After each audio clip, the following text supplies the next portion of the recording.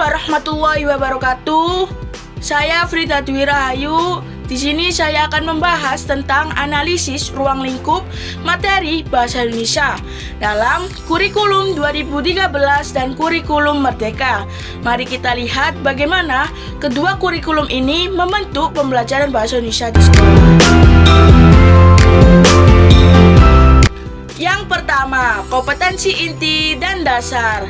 Dalam kurikulum 13 terdapat 4 kompetensi inti, yaitu 1. Sikap spiritual, 2. Sikap sosial, 3. Pengetahuan, 4. Keterampilan. Sedangkan dalam kurikulum Merdeka, istilah ini diganti menjadi capaian pembelajaran atau CP dan tujuan pembelajaran atau TP. Fokus utama dalam CP ini meliputi menyimak, membaca, berbicara, dan menulis dengan tujuan untuk mengembangkan akhlak, kemampuan berbahasa, serta literasi multimodal.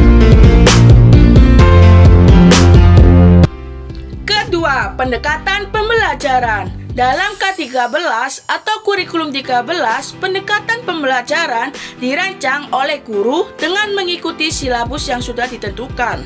Sementara itu, kurikulum Merdeka lebih fleksibel, menyesuaikan metode pembelajaran dengan kebutuhan dan minat siswa. Hal ini bertujuan untuk meningkatkan kreativitas dan keterampilan berpikir kritis siswa. Ketiga, materi pembelajaran.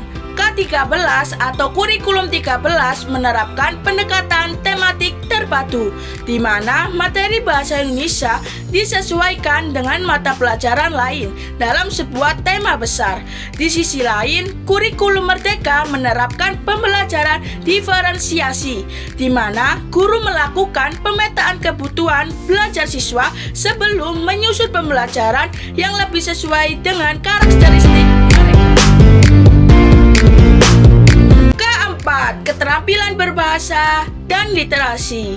K13 menitik beratkan pada membaca, menulis, dan berpikir kritis. Sedangkan kurikulum Merdeka lebih menekankan pada mendengarkan, berbicara, membaca, dan menulis dalam berbagai bentuk teks, baik lisan, visual, maupun audiovisual.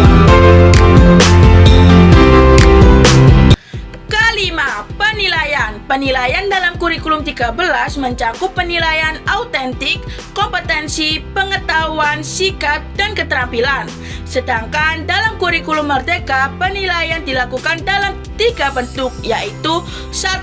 Penilaian diagnostik untuk mengidentifikasi kebutuhan siswa. Yang kedua, penilaian formatif untuk memantau perkembangan belajar siswa. Yang ketiga, penilaian sumatif, yaitu untuk mengevaluasi hasil belajar siswa. Keenam, sumber belajar dan proyek kreativitas. K13 atau kurikulum 13 mengandalkan buku, teks, dan lembar kerja siswa. Sedangkan kurikulum Merdeka lebih luas dengan menggunakan lingkungan, teknologi, dan proyek berbasis pembelajaran untuk meningkatkan kreativitas siswa. Kesimpulan dari pembahasan tersebut yaitu baik kurikulum 13 maupun kurikulum Merdeka memiliki kesamaan dalam pengembangan kompetensi siswa, pendidikan karakter, dan pemanfaatan teknologi.